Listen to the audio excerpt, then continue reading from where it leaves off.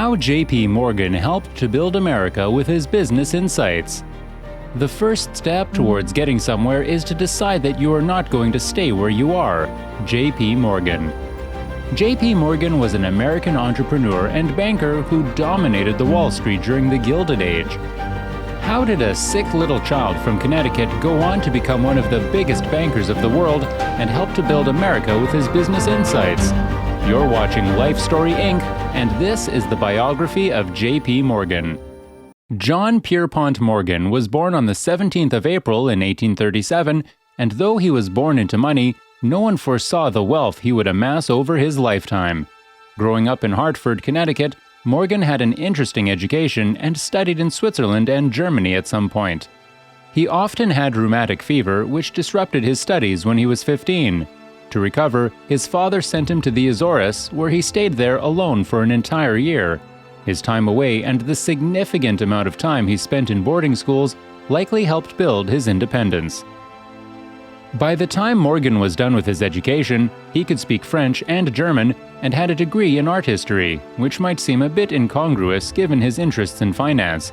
He returned to New York after school and was able to secure a position as an unpaid clerk in a small banking company with his father's help. That was also the start of another job he kept up for 35 years, writing to his father each week. Morgan learned a lot from his work and finally outgrew it. In 1861, he formed his own company, J. Pierpont Morgan & Co. This introduced him to the city's high society, which was how he met his first wife, Amelia Sturgis, who died within 4 months of their wedding. All this while, Morgan had been steadily growing his wealth, but the death of his wife had a devastating impact on him. To escape, he threw himself more and more into his work and spent the next 2 years growing his reputation as a trustworthy banker. But then, the American Civil War broke out, and Congress passed an act that made it mandatory for all able-bodied men between the ages of 20 and 45 to join the Union Army. Like other wealthy men at the time, Morgan paid $300 to have a double fight in his place instead. The war was one of the events that set things into motion other than his father's death. He began selling Union bonds that would fall and rise in value depending on the outcome of each battle. Being able to predict the outcome accurately could mean a great deal of money. Besides the Union bonds, Morgan agreed to a proposal by a lawyer named Simon Stevens, who wanted a loan on interest to buy old rifles, which he could then refurbish and resell at a higher price. Morgan loaned Stevens $20,000, which he used to purchase 500 rifles at $3.50 each and refurbished them for 75 cents. About a month later, the Union Army was defeated and they ended up buying those same guns they had sold earlier for $22 each. The end of the Civil War ushered in the Gilded Age, and Morgan had remarried and had 2 children by that time. America's population and per capita income more than doubled within the next 4 decades of the Gilded Age, and the need for capital grew along with the population. In 1870, Morgan considered retiring to escape the stress of work and notoriety, but his father refused to allow that and offered him time off if he needed it. Junius instead formed a new partnership with Anthony Drexel for Morgan. He became Morgan's mentor upon his father's request. Drexel was already making a substantial profit through his firms, and Morgan began making more than $500,000 per year after the partnership. Morgan's next enterprise was the railroads, which had begun taking over America. Although starting a railroad required more than $17 million, and very few banks could undertake such a project, several railroads coexisted in fierce competition. Morgan saw the numerous railroads as an opportunity and invested in them. But instead of just buying stocks in the company, he would take up a position on the board of directors in order to reshuffle the management and direct the company how he saw fit. Morgan's reputation as a trustworthy banker continued to grow as he took on active positions in more companies. More and more companies were drawn to him because of his reputation, and the business for his firm boomed. The railroads soon faced trouble, though, when the intense competition between the 2 largest railroads threatened to bring the entire industry crashing down. Morgan was called in to help settle the matter with his expertise, and he responded in grand fashion. Morgan owned a yacht called the Corsair, and that was where he met up with the presidents of the 2 railroads. The competition between the 2 railroads had caused the British to start pulling out their money, which was about $1.5 billion. If the railroads had collapsed, America's then nascent economy would have also suffered the blow. With Morgan's intervention and strong-arming, the Corsair Pact was formed and the railroads could recover. Morgan's father, Junius, sadly died in a carriage accident in April 1890, and he inherited $15 million of his father's fortune. After his father's death, Morgan's fortune seemingly doubled overnight. One of the first things he did was commission a new yacht, which he named the Corsair II. 3 years after his father's death, the gold panic set in. The US dollar was then tied to the gold standard, which allowed anyone to exchange their money for gold. The government therefore kept a minimum of 100 million gold coins and billions in reserve to maintain the public trust. In February of that year, European investors began exchanging their dollars for gold, which sent the population into a panic. People began to wonder if their dollar bills meant anything if they could not exchange them for gold. Businesses and banks across the country began to shut down, and companies turned to the Wall Street bankers for help. But they also had their hands full, especially J.P. Morgan. Almost 200 railroads had shut down and declared bankruptcy in just a year, and Morgan had his hands full. Eventually, Morgan was slowly able to halt the decline of the railroad industry and win more business for his firm with Drexler.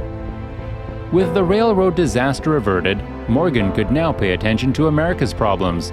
His reputation landed him in the White House after his plan to restore the Treasury's gold reserves were refused by the president. The president instead opted to sell bonds to the public, but this would take too much time to be of any help, and Morgan knew that. So he went to the White House to see President Cleveland in person, and he was adamant about being given an audience. The morning after his arrival, Morgan was finally able to meet with the president and cabinet members, who still refused to budge. Thankfully, the treasurer received a call during the meeting that the reserves had dropped to just $9 million. Morgan seized the opportunity to push his proposal. Finally, Cleveland caved and accepted Morgan's proposal to let a syndicate of US and European investors invest gold back into the treasury. With the help of an old law from a previous civil war and a loophole, Morgan demonstrated to the government how they could buy gold from his private syndicate to replenish the treasury and also bypass Congress so that Cleveland could take immediate action. Within 22 hours, the private gold had been bought and the treasury was filled once more. America's economy was no longer facing pending doom thanks to J.P. Morgan. In 1901, Andrew Carnegie sold his steel company to Morgan for $480 million when he was ready to retire. Morgan created the U.S. Steel Corporation, which was worth $1.4 billion and made up 7% of the nation's GDP at the time. Another company of his, Northern Securities, had bought the 2 largest railroads in the country, giving Morgan a portion of America's economy at that point. When Theodore Roosevelt became president, he was very anti-monopoly. Roosevelt worked to dismantle companies that were monopolizing the economy, and Morgan's companies were prime targets. Roosevelt subjected Northern Securities to a public investigation without informing Morgan to prevent him from interfering. For the second time, Morgan went to the White House and demanded an audience with the president. In 1904, Northern Securities were disbanded. In 1907, Morgan had to save the American economy for the second time. The United Copper Company had collapsed and brought down the mining industry with it, as well as 2 brokerage houses and a bank. The mass panic that ensued led to the iconic bank runs photos showing endless queues. Roosevelt put aside their differences and called in J.P. Morgan, allocating him $25 million of the country's funds to be used at his discretion. Rockefeller even offered half of his fortune to Morgan if it would help to save the economy. Though there was no yacht involved this time, Morgan's response was just as impressive. He assembled the heads of the largest banks and trusts for a meeting in his private library. He proposed that the larger banks invest in the smaller ones to bail them out and left the bankers to agree. By the next morning, they had arrived at an agreement, and J.P. Morgan oversaw the organization of the capital required to bail out the smaller banks. By the close of the week, another national disaster had been successfully averted. In 1912, Morgan was investigated by the Peugeot Committee and he was eventually cleared. But this led to the creation of the Federal Reserve and income tax for the government. Morgan grew more and more depressed as the years wore on, and he faced intense public criticism. Morgan passed away aged 75 after his ship, the Titanic, sank. For his funeral, Wall Street shut down the stock exchange for half the day. Morgan's legacy continues to live on even after his death, and his contribution to America is not forgotten. Indeed, his life is a treasure to those that seek to live a life of fulfillment, and that most certainly involves you. We hope you enjoyed the video. For more videos like this, don't forget to hit the like button and subscribe to this channel. Thank you.